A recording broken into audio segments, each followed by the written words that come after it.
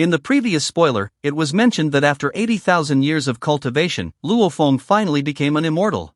Upon stepping into immortality, his internal world, having lost the protection of the life core's shell, could no longer be maintained long-term and would eventually split and collapse. Therefore, Luo Feng had to construct his divine kingdom beforehand. However, before constructing his divine kingdom, he decided to make a trip to the Star Tower. The reason was that Luo Feng had long wanted to attempt activating that Xeon Arcana, which no clan in the universe could move with force.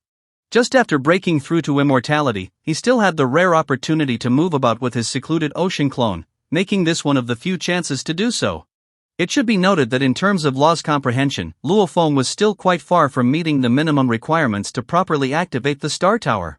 To force it to move, he would have to rely on divine power. Generally, the easiest way to control a weapon is through law comprehension, but if comprehension is insufficient, one must rely on brute force, that is, their own base strength power. Before reaching World Master, one could rely on genetic energy or spiritual energy. At the World Master level, one relies on world power. And what an immortal relies on is precisely the divine power.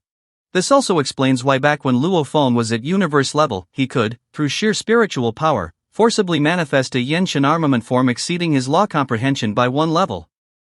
However, the strength of divine power depends not only on its purity but also on the volume of the divine body. To forcibly control the Star Tower, the only hope lay with the secluded ocean clone, whose divine body had a diameter exceeding 10 billion kilometers. After all, a colossal object 9 light-years tall, before one's law's comprehension is sufficient, cannot be moved even slightly, whether by the golden horned beast, his human body, or the Masha clan clone, even if they completely exhaust all their divine power. Even so, when Luo Feng burned his divine body to its limit, in less than a single breath, he consumed tens of thousands of kilometers of his body merely to make the Star Tower budge slightly, and it could hardly be called a real attack. This demonstrates not only the immense difficulty of controlling the Star Tower but also confirms the supreme rank of this arcana. Thus, before truly possessing the ability to control the Star Tower, and in order to have weapons better suited to his own strength, Luo Feng decided to take several thousand sealed stars from the Star Tower, bringing the total number of sealed stars in the Star Scroll to 10,000. It should be noted that the third form of the ultimate secret technique he created requires the use of 1,600 sealed stars, and in the future, it will only require more. Afterwards, Luo Feng returned to human territory and arrived in a desolate region of space nearly 50 million light-years from Earth. With his bare hands, he tore through space and directly entered the interlayer of the spatial dimension. It should be noted that the interlayers of space are filled with massive amounts of spatial debris. Near the original universe, most of the debris consists of small fragments, which are generally harmless to physically strong world masters. However, the deeper one goes, the more enormous the debris becomes, where fragments measuring trillions of kilometers can be found everywhere. Combined with the terrifying impact force generated by their high-speed movement, even universe venerables could be shattered into dust upon collision. Therefore, cultivators who have just broken through to immortality often construct their divine kingdoms in interlayer regions where the threat is relatively low, which known as the divine kingdom layer, and only gradually move deeper once their strength has improved. Luo Feng's internal world had already expanded to 1 trillion kilometers, and with his divine body far stronger than that of an ordinary universe venerable, he naturally had the capability to construct his divine kingdom even in the deeper layers. After all, a divine kingdom is the foundation of an immortal. So long as one's strength allows it, the more hidden it is, the better. It should be noted that the deeper the interlayer, the greater the danger, but the greater the danger, the less likely the divine kingdom is to be discovered, and the higher its safety.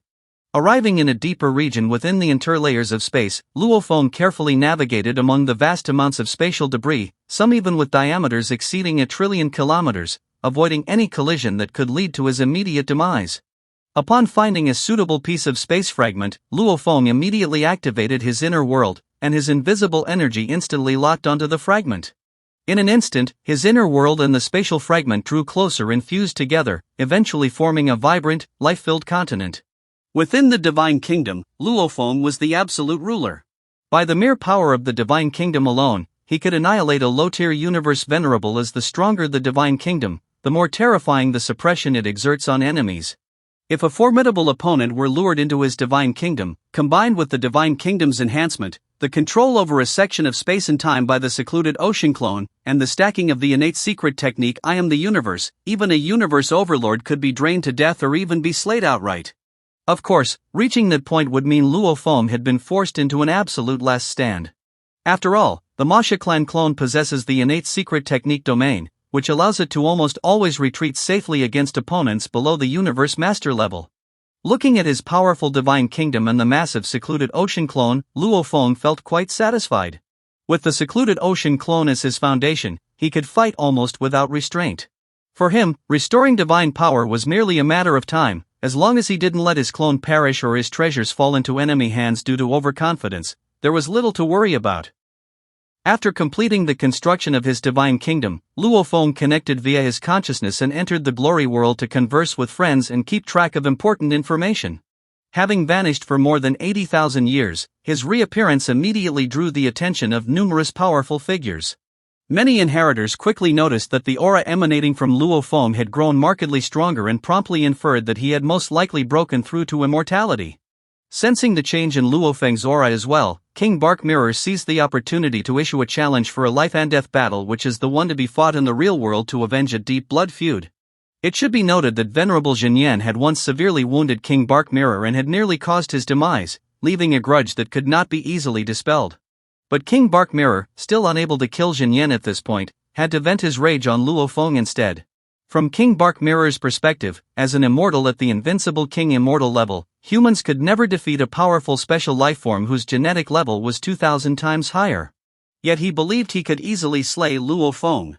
However, he had no idea that Luo Feng's human clone already possessed a genetic level over 3,000 times that of ordinary lifeforms and had even created his own ultimate secret technique. Luo Feng was precisely looking for an opportunity to prove himself, so he naturally did not refuse King Bark Mirror's challenge, and even declared that he would accept any challenge from opponents of the same level. After all, being recognized by the Primal Chaos City leader as having Universe Venerable level combat power was not enough. He had to use actual battle achievements to prove he deserved the corresponding authority. King Bark Mirror was the first stepping stone for Luo Feng to establish his reputation. In fact, this confrontation was less a life-and-death battle than a high-stakes gamble, with the wager being the treasures each side possessed. After all, Luo Feng had clones and was therefore destined not to truly die. As for King Bark Mirror, a powerful special lifeform, even if he were to meet his demise, a universe master of the Northern Territory Alliance could reverse spacetime and resurrect him. Even so, Luo Feng's decision was still widely viewed with pessimism. After learning of the news, the human universe venerables felt only that he was being overly arrogant and recklessly self-confident, believing that this ill-considered acceptance of the challenge might very well cost the human race one of its arcana. After instructing his sole slave to prepare a celebration feast, Luo Feng arrived on time at the designated location. Confident in his victory, King Bark Mirror attempted a synchronized transmission through the virtual network, but he soon came to regret it and proactively shut down the network, as he completely misjudged Luo Feng's true strength. At the start of the battle, King Bark Mirror initially intended to crush Luo Feng using his absolute advantage in genetic level. Yet the moment both sides ignited their divine bodies and their auras surged, he was horrified to find that Luo Feng's aura was not only on par with his own but subtly stronger. King Bark Mirror initially assumed this was the effect of arcana enhancement and, even seeing Luo Feng wield an arcana-level spiritual weapon, still believed that with his own body size advantage, victory would inevitably be his. He attempted a preemptive strike using a soul attack secret technique, but it had no effect on Luo Feng. On the contrary, he took just one blow from Luo Feng, and even with his arcana-grade armor protecting him, his divine body instantly lost 6% of its power. With such a gap in strength, King Bark Mirror could only flee in terror, yet under the relentless pursuit of Luo Feng's arcana-grade spiritual weapon, there was nowhere to escape, forcing him to repeatedly endure attacks head-on. Even more astonishing to King Bark Mirror was that, while his divine body was rapidly depleting, Luo Feng remained at peak condition.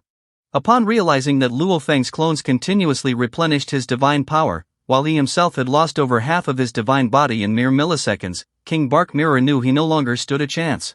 In order to avoid being severely injured by Luo Feng, forced into dormancy, and ultimately reduced to a sole servant, he could only choose to self-destruct amid boundless resentment. A Universe Overlord of the Northern Territory Alliance, Venerable Surging Wind, had been closely monitoring the battle. Seeing King Bark Mirror completely overwhelmed and the network suddenly shut down, he sensed danger and immediately rushed to the scene. By the time he arrived, however, it was already too late. To minimize losses, he used not killing Luo Feng as a condition, attempting to get Luo Feng to rein in his hostility so that he could retrieve all the treasures left behind by King Bark Mirror. From Venerable Surging Wind's perspective, as a Universe Overlord and a candidate for a Divine General, he had not taken any direct action and had spoken in a relatively gentle tone. The other party should naturally comply. But Luo Feng refused to yield even an inch to a non-ally. Moreover, spoils left by the defeated have always belonged to the victor.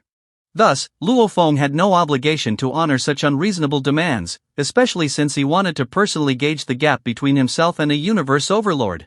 Seeing Luo Feng ignore his instructions, Venerable Surging Wind's anger flared, and he revealed his murderous intent, unleashing a soul attack. As a Divine General candidate who had fully received the Divine General inheritance, he had already mastered a Universe Master level secret technique, and with a divine body twice as strong as Luo Feng's, Luo Feng would have died instantly if not for the guarding tower bead protecting his soul. Yet when Venerable Surging Wind discovered that Luo Feng could withstand the attack, he immediately realized that Luo Feng possessed a soul-class arcana, which only intensified his desire to kill. Among arcana of the same tier, soul-class arcana were the most coveted, with powerful beings willing to risk everything to seize them. Meanwhile, Luo Feng's speed had reached its peak, making it difficult for Venerable Surging Wind to keep up.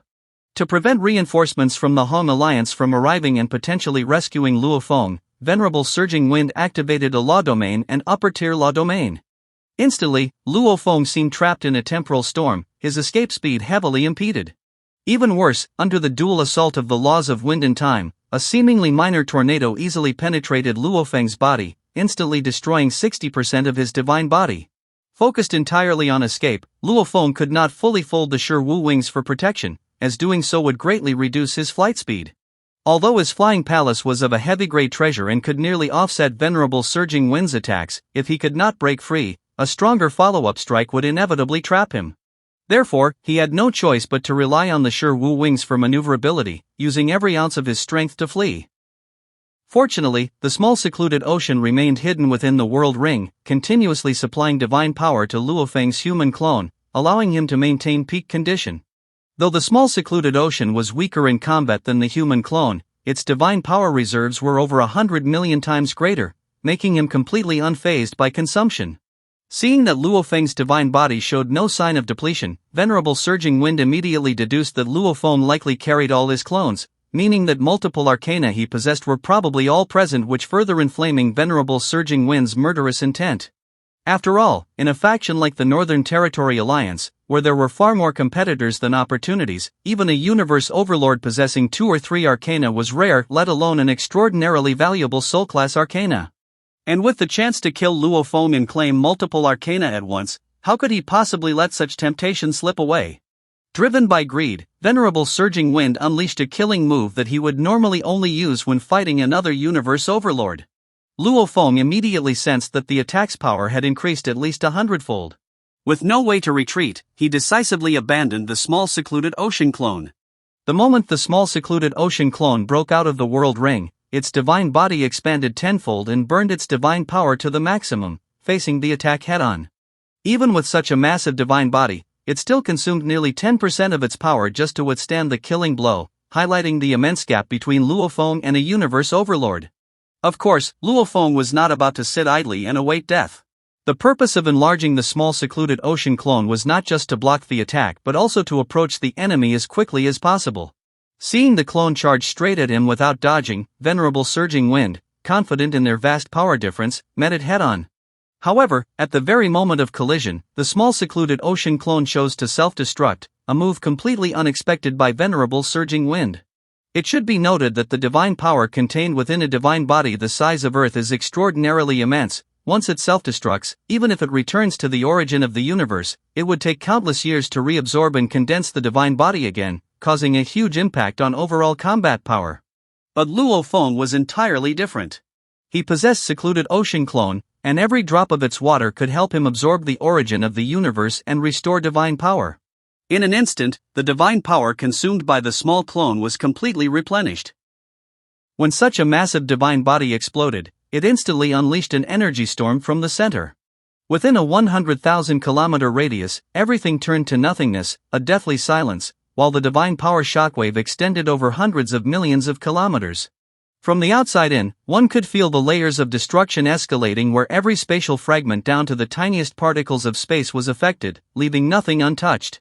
The power of the explosion's core was even enough to annihilate a Universe Overlord. Of course, completely killing a Universe Overlord is never easy, as they usually possess Arcana-grade armor that can withstand attacks. Unless the attack surpasses the armor's limits, most physical strikes at most weaken only about 90%. Even so, Luo Feng's actions had thoroughly enraged Venerable Surging Wind. After all, not only had his attempt to claim King Bark Mirror's remnants failed, but he also lost 20% of his divine body, shaming him immensely. Just as Venerable Surging Wind prepared to strike again, a human Universe Overlord from the Han Alliance arrived in time. Facing an opponent equipped with even more complete arcana, Venerable Surging Wind realized he could not win. Reluctantly, he retreated, yet still vowed that in the future, he would deal with Luo Feng as he would a Universe Overlord. After all, if he had not underestimated his enemy, Luo Feng would have had no chance of harming him with a mere self-destruction. After returning to Inheritance Island and before attending the celebratory banquet, Luo Feng publicly projected the video of his previous battle with King Bark Mirror in the Glory World to demonstrate his combat strength. The news quickly spread to all races, and the human high-ups also became aware of it. Many Universe Venerables who had previously harbored dissatisfaction with the decisions of the Primal Chaos City leader were now shocked by the power Luo Feng had displayed, and some even conveyed their apologies to him through Venerable Jinyan. It should be noted that being able to slay King Bark Mirror alone proves that Luo Feng possesses mid-tier Universe Venerable strength. And having such power with an immortal body meant that once he breaks through to Universe Venerable, he is destined to reach Universe Overlord level. A figure of such strength naturally cannot be offended lightly. Some even sought ways to befriend him. Within just a few days, over 150 Universe Venerables had come to pay him visits. At the same time, having demonstrated such formidable strength, Luo Feng not only gained the qualification to participate in human high-ups meetings but also received a treasure as a reward publicly from the Ancestral God sect. So, what kind of conflicts will Luo Feng, participating in the Supreme Meeting for the first time, be drawn into? And what exactly is the treasure he received from the Ancestor God sect? Stay tuned for the next spoiler, where I will reveal it all. Well, that's all for this video. Thanks for watching this video. Wish you a wonderful day.